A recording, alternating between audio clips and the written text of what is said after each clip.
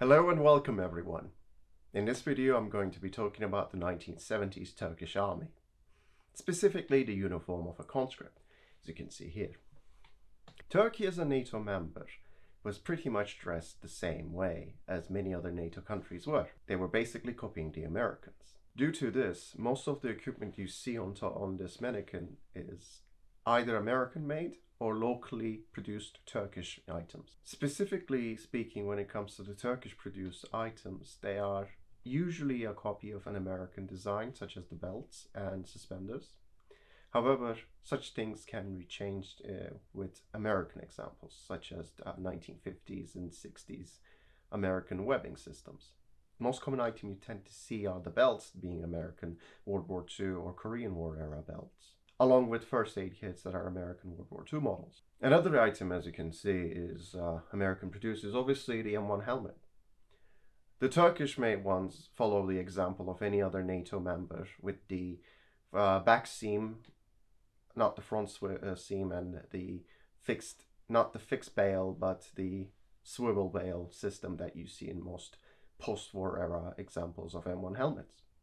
One thing that makes the Turkish M1 helmets and any other helmet that used by the Turkish military unique is the usage of helmet covers. These helmet covers are usually made from canvas ponchos, and usually they're self-made, so they're not supplied by the military. These are made by soldiers themselves or tailors in a regiment make them, because I've seen many examples of differing quality and design when it comes to it. The replica I made actually uses original poncho material, but I copied the American winged design you see in Vietnam and Second World War helmet covers. For helmets, you also see the Brody helmet being used by conscripts and sometimes even officers. I opted for an M1 helmet because I tend to like the look of an M1 helmet more than a Brody with this post-war uniform look. Just like the M1 helmets, the Brody helmets were also used with helmet covers. I actually have an example right over here, which is also another example that I made for an M1 helmet, but I figured you can actually put an M1 helmet cover onto a Brody somehow.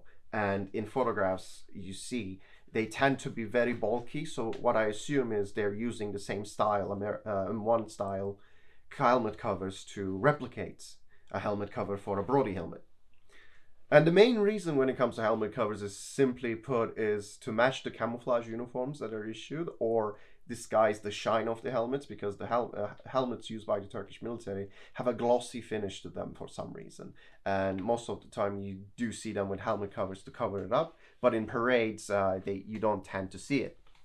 As you can see, the mannequin is using 1945 suspenders used predominantly by the Americans. There was Turkish produced versions along with a Y-strap system, which was canvas and nylon mix type of material.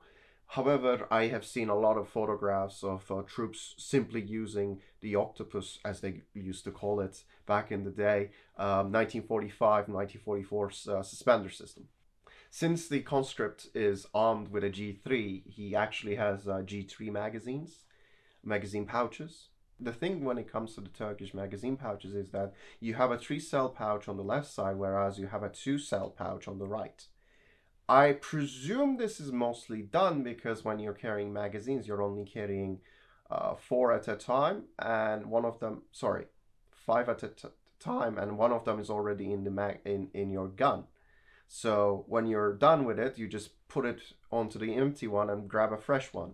So one is usually empty already, so you only have 5 pouches, but only 4 of them are loaded at any time with a magazine.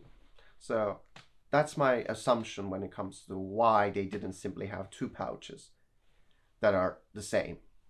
Going back to the uniform, there's a distinct 3 types when it comes to the uniform. And there's also a winter variant, but I will mostly be talking about the summer variants.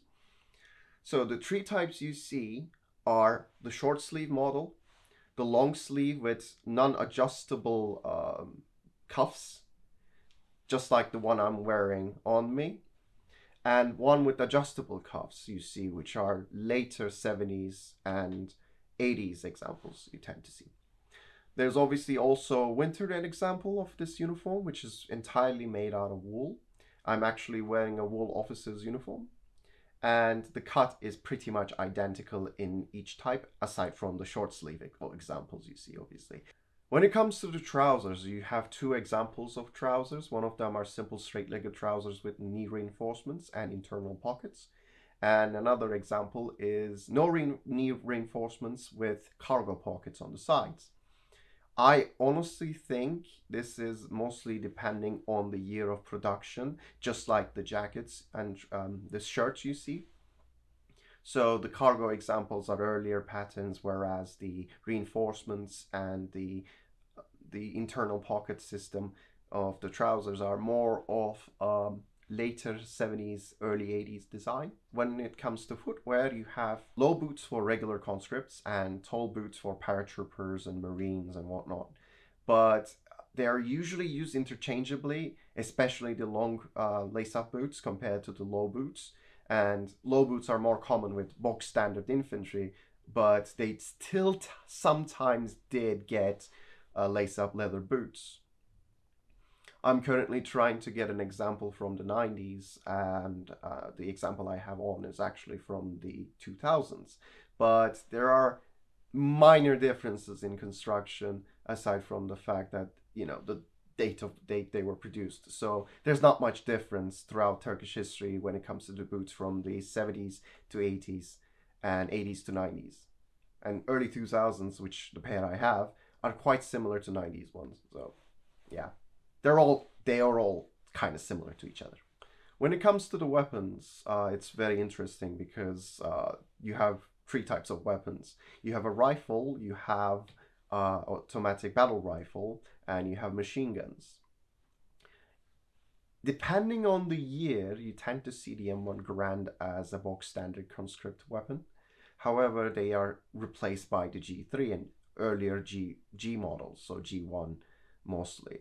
Copy of the FAL G1 pretty much for earlier models, but the G3 is the main rifle throughout the mid to late 70s, and that's why I have opted for G3 pouches. However, you do see submachine guns like the M3 grease gun, the Thompson, and even BARs in some cases, but BARs are very rare. Turkish Army being the Turkish Army, most conscripts are issued bayonets, so you either have M1 bayonets or G3 bayonets. And depending on the year, along with the unit, strangely enough, they actually modified Mauser bayonets to fit either the M1 Garand or the G3. So if you see any on the surplus market and you're like, what is this Mauser bayonet have like an extra lug there? Why does it have that? Well, it's simply because it was modified by the Turkish military to be attached to either an M1 Garand or a G3. So you have bayonets as well. One thing that I really like about the equipment is the fact that the Turkish military continued its use of the German World War I, World War II style bread bag system. However, they updated it throughout the years, but you still see the World War I/World War II style being used by some troops in Cyprus especially.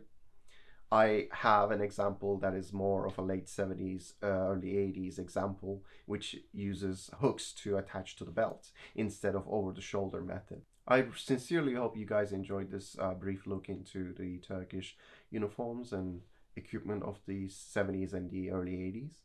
And I hope to make more videos regarding Turkish military in the future, especially the Second World War period and maybe the 1930s, because there's not much difference between 1940s and 30s when it comes to gear. Maybe some changes along with the lines of Lend-Lease equipment. But yeah, I really hope you guys enjoyed this video. Leave a comment down below, like, comment, subscribe. Have a good one, guys.